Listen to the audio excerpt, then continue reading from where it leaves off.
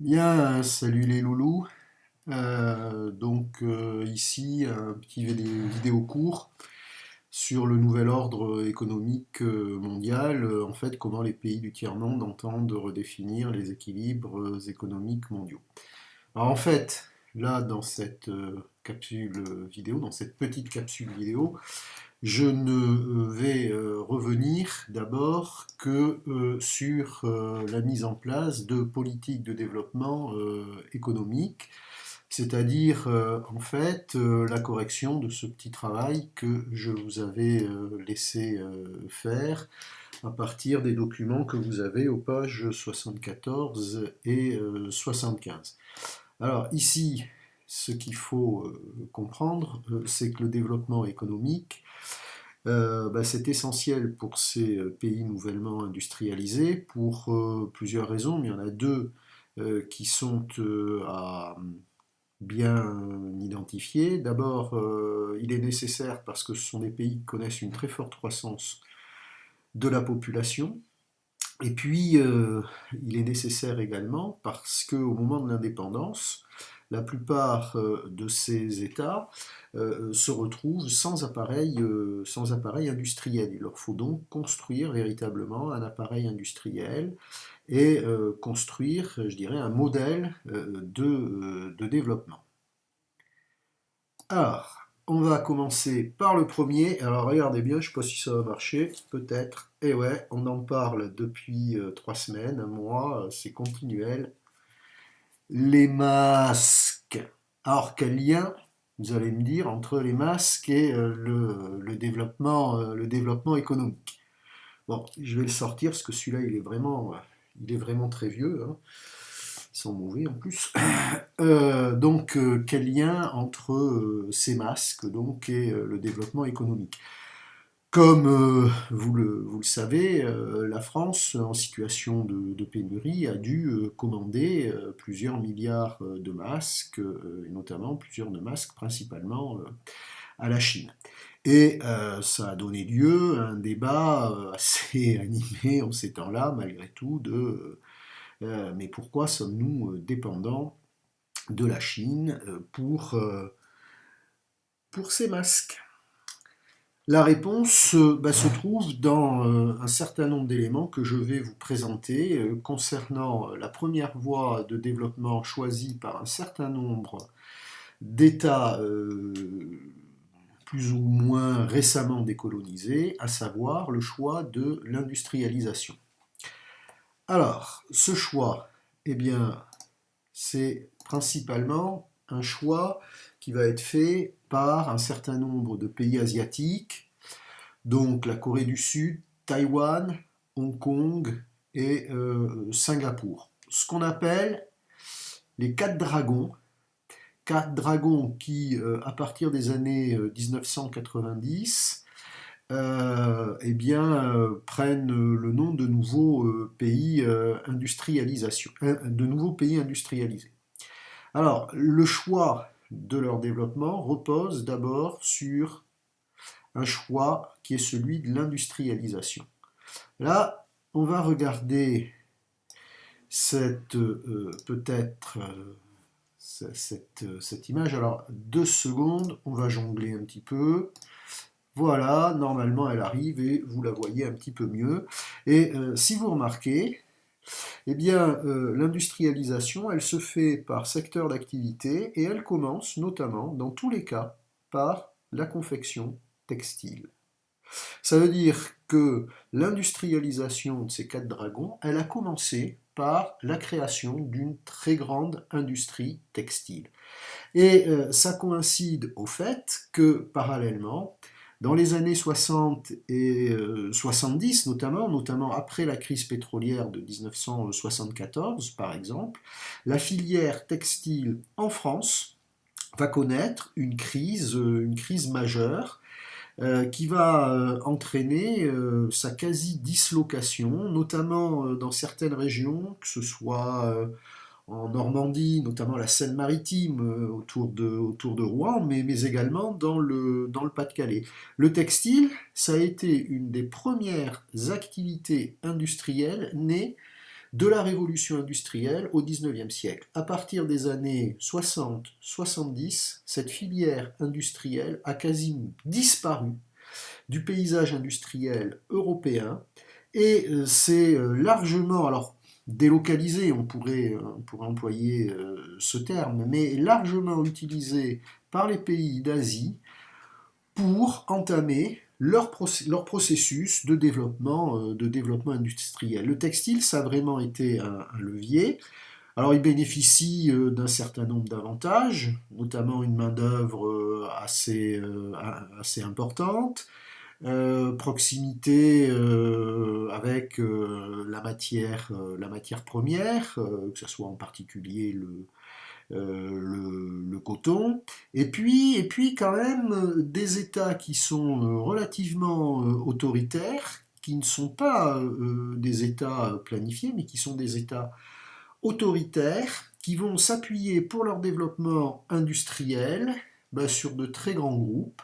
Et cette industrialisation, eh bien, après avoir concerné le secteur du textile, eh bien, elle va glisser vers d'autres types d'activités, la construction navale en particulier, c'est-à-dire tout ce qui est lié à la sidérurgie, alors que ces pays ne sont pas plus que cela dotés de matières premières en charbon ou en acier.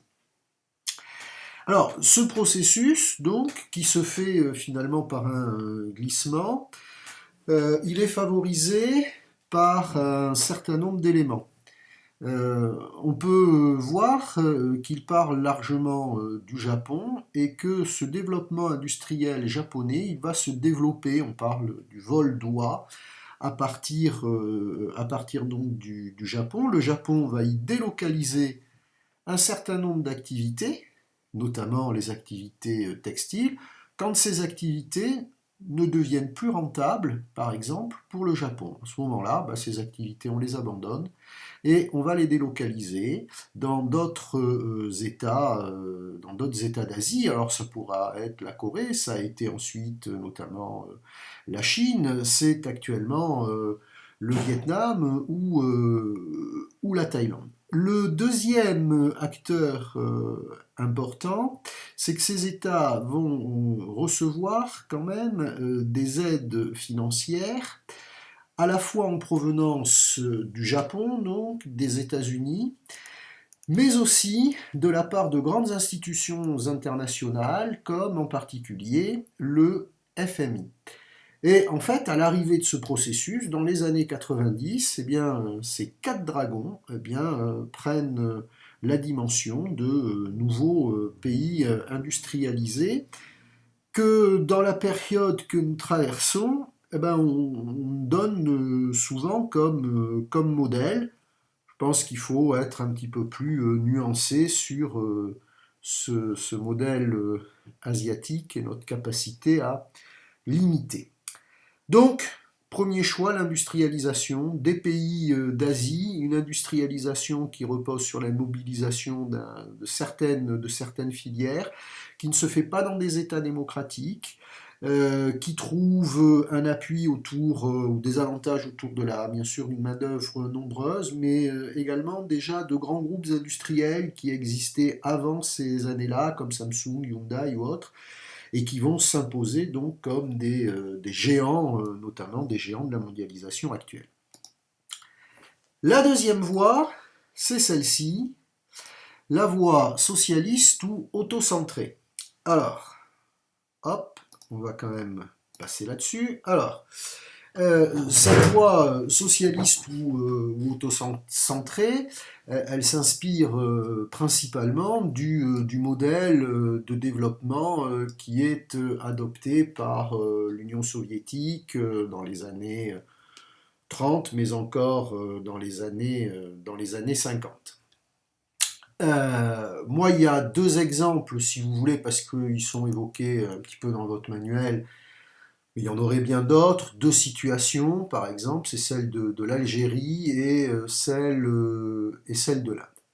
Alors, cette voie socialiste, elle propose, si vous voulez, un développement qui serait un développement autocentré, un développement qui ne reposerait pas nécessairement sur l'aide étrangère ou sur l'apport de capitaux venant de l'étranger, mais qui repose sur à la fois la mobilisation, je dirais, des ressources, ressources tant en matière première que ressources humaines.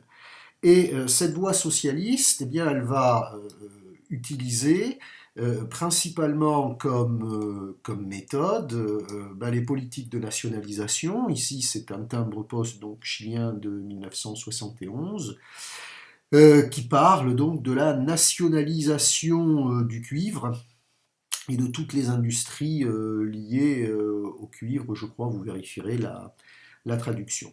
Ça veut dire que ici, l'État, il occupe une place centrale dans le processus de développement.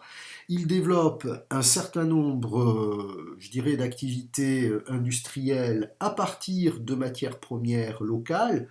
En Algérie, c'est notamment le gaz, le pétrole. Au Maroc, ça va être un petit peu Maroc, Tunisie, un petit peu plus les phosphates. Et comme vous pouvez le voir sur ce petit tableau, on s'aperçoit ici que l'investissement public, ici pour les années 70-71 en Algérie, il privilégie très largement le secteur industriel. Dans le cas de l'Inde, certes, le secteur industriel va bien sûr être privilégié, mais il y aura une attention particulière portée au secteur agricole, puisque l'une des grandes problématiques de l'Inde, c'est effectivement de pouvoir nourrir une population à très forte croissance. Cette voie socialiste, donc, conduite par l'État, qui a recours à la planification, c'est-à-dire à la mise en œuvre de plans quinquennaux, c'est le cas par exemple en Algérie, qui fixe des objectifs de résultats à atteindre, devait être, je dirais, le levier de développement industriel de ces États. Après, si on regarde, on va dire, les résultats, on va s'apercevoir que dans les années 90, si on prend comme indicateur l'IDH, que ce soit de l'Algérie ou que ce soit de l'Inde, il reste encore relativement bas, ce qui explique d'ailleurs que dans les années 80-90, l'Inde se soit éloignée de ce modèle de développement.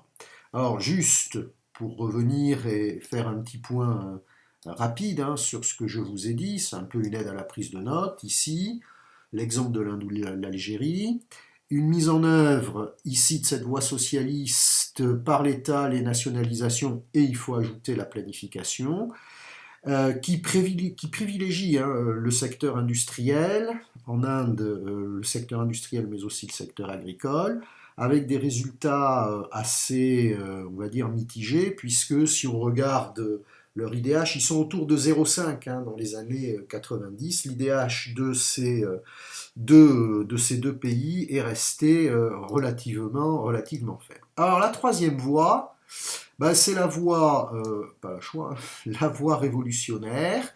Et cette voie révolutionnaire, elle est un petit peu, je dirais, complètement magnifiée, ou je dirais, elle trouve son épicentre dans la révolution cubaine, et notamment au travers d'un personnage ici, Che Guevara, une sorte un petit peu d'icône des révolutions conduites en Amérique latine dans les années 50-70. Alors, pour comprendre ce qui se passe, il faut comprendre que l'Amérique latine, et notamment, on va dire, tout le sud de l'Amérique latine ici, dans les années 50-70, c'est quand même une zone qui est fortement contrôlée par les intérêts américains. Dans les années 70, notamment, les Américains ont appuyé un certain nombre de mouvements, de coups d'État, que ce soit en Bolivie, que ce soit alors avant au Brésil, Bolivie, Argentine, de coups d'État militaires, mais qui sont des coups d'État qui visent surtout à éliminer toutes les forces communistes. En fait, ce cône sud ici de l'Amérique latine, ces dirigeants se définissent comme, avant toute chose, des anticommunistes, souvent appuyés par les États-Unis, notamment dans les années 70, au travers de cette opération Condor conduite avec la CIA, mais d'autres services, je dirais, de renseignement sud-américains, et qui visait en fait partout à éliminer tous les foyers révolutionnaires qui pouvaient se déclarer, que ce soit en Bolivie, notamment en Colombie ou en Argentine. Alors, cette voie révolutionnaire, bah, l'épicentre, c'est donc Cuba, et donc ce personnage de Che Guevara, dont on reprend ici un petit peu l'itinéraire. C'est un Argentin, il est né en Argentine, c'est un médecin. Il participe, alors il rencontre Fidel Castro, il va participer à la révolution cubaine à partir de 1959, c'est lorsque les soutiens de Fidel Castro chassent du pouvoir Batista, qui était un dictateur, mais qui avait été quand même mis en place et soutenu par les Américains. À Cuba, les intérêts américains avant la révolution étaient très très très importants, notamment les intérêts de la mafia. Alors, si vous voulez, dans ce laps de temps, vous pouvez lire certains ouvrages de James Ellroy, qui est je dirais, un des géants de la littérature policière qui raconte et qui met en scène notamment ce Cuba des années pré-révolutionnaires et de tous les intérêts américains, de toutes les manipulations, qu'elles soient politiques par la CIA ou par la mafia, dont Cuba était, je dirais, la manifestation, qui se manifestait à Cuba. Donc ce Che Guevara, qu'est-ce qu'il fait? Il rencontre Fidel Castro, il participe à la révolution cubaine, à la mise en place d'un État socialiste. Là, on retrouve un certain nombre d'éléments de la voie socialiste, puisque cette révolution, elle s'appuie bien sûr sur le peuple, sur les défavorisés. Là aussi, il y a une forte, je dirais, connotation et influence venant de l'Union soviétique. Sachant que quand même l'élément central de cette révolution, c'est le prolétariat rural. Il n'y a pas de prolétariat industriel, d'ouvriers industriels dans ces régions-là. Donc, il participe à la révolution cubaine, il a même été, je crois, ministre de l'industrie de Cuba, et puis ensuite, il va aller un petit peu à la rencontre du tiers-monde, il va voyager notamment en Chine, il va tenter je dirais, d'imposer cette révolution cubaine au Congo, mais ça va être un échec. Alors il va revenir en Amérique latine, et là, eh bien, il va essayer d'ouvrir plusieurs foyers révolutionnaires qui visent à chasser du pouvoir les dictateurs qui se sont mis en place dans les années 70. Il organise un certain nombre de guérillas révolutionnaires qui ont pour but ici la prise du pouvoir, et notamment en Bolivie. C'est d'ailleurs là qu'il est retrouvé vraisemblablement donc par l'armée bolivienne. En fait, les Américains ne devaient quand même pas être loin dans cette histoire, et qu'il est exécuté. Bon, voilà les loulous, j'espère que ça vous a plu. Vous complétez l'exercice que je vous avais donné avec les quelques notions que j'ai pu ici aborder.